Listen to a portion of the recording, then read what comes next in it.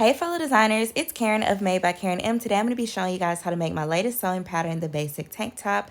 I'm starting out with a yard of scuba knit and I have the fabric folded over so that it stretches horizontally, and I'm just pinning my two bodice pieces in place so that I can cut them out. So I cut out one front piece and one back piece, and then once I did that, I cut out the collar and armhole binding pieces. Keep in mind, you need one collar piece, but you need two armhole pieces. And then these are all of our pattern pieces laid out. Next, you're going to lay your bodice pieces on top of each other, right sides together, and pin them together along the sides from the armpit all the way to the bottom, and then the shoulder pieces as well. You're going to take your rectangular pieces, fold them in half horizontally, and pin those together along the short edges. Next, you're going to get on your sewing machine using a stretch needle. You're going to sew the bodice together using a zigzag stitch and a 1/2 inch seam allowance. Sew both sides, and then sew both shoulders together as well.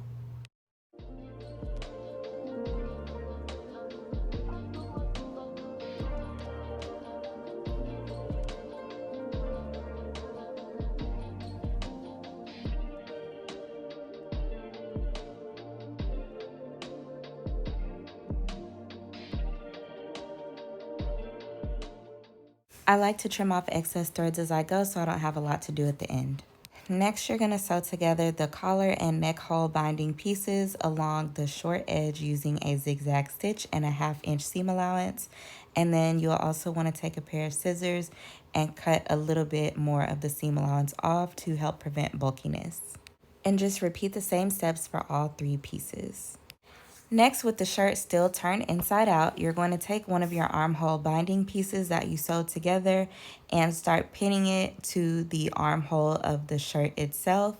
If you have a fabric that has a right side and a wrong side, in this case I don't, but if you do, you want to make sure that the good side of the armhole binding piece is face down and that the wrong side is facing you.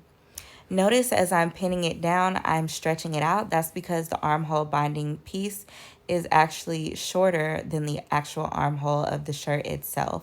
So as you pin down, you want to stretch it out to make sure that it is even.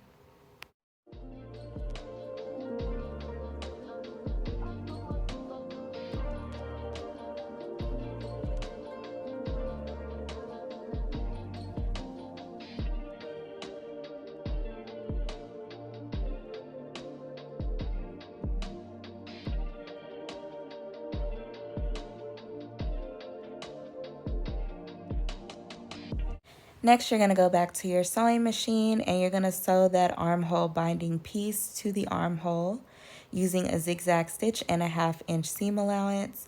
As you sew, go slow so that you can be in control and make sure you're sewing in a nice straight line. And also stretch it out as you go, just the same way as you were when you were pinning it.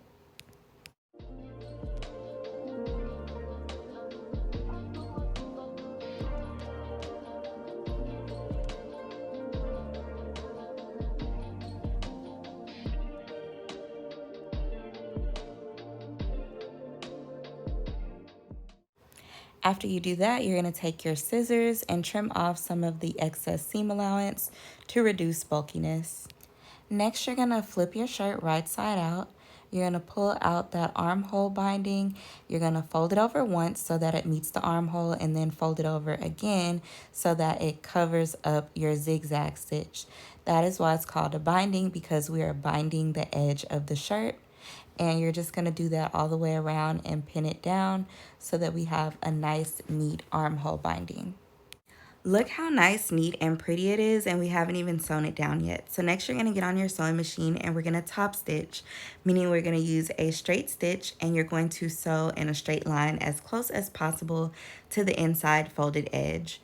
Try to go slow so that you can really guide your needle and make sure that you're sewing in as straight of a stitch as possible so that it can look neat and clean. Once you've sewn around the entirety of the armhole, it should look something like this. And then of course you're going to take your scissors and trim off the excess threads so that you don't have to do it later. But look how pretty this binding is. Now you're going to do the binding for the other armhole. Make sure you turn your shirt back inside out first, and then follow the same steps. Pin it, stretch as you go, Sew it with a zigzag stitch and 1/2 inch seam allowance, trim off that excess seam allowance, fold it over twice, pin it, and secure it with a straight stitch. And then you're going to repeat the exact same steps as what you did for the armholes to attach the neck hole binding piece to the neck hole. Don't forget to turn your shirt inside out before you start pinning the pieces together.